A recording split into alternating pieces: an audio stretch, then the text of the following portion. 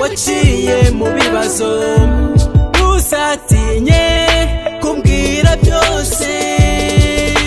ibanga ryawe riri mu mutima ririnzwe n'urukundo ngufitiye niwatuma umererwa nabi naho yaguhera njye mari amahitamo yawe yose wagira sinzakubangamira no uzatinye kumbwira byose mu buzima nta mpamvu n'imwe wahora n'uko banjye mari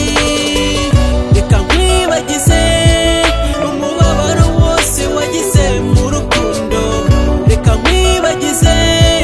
agahinda kose wagize mu rukundo niwite ku byo bakumbwira kuko nabatishimira kugiye gutuza wamishuriye ibitavugwa ndakumva amabwire ntazigera gusubiza inyuma ndabibona kugifite ibigukurura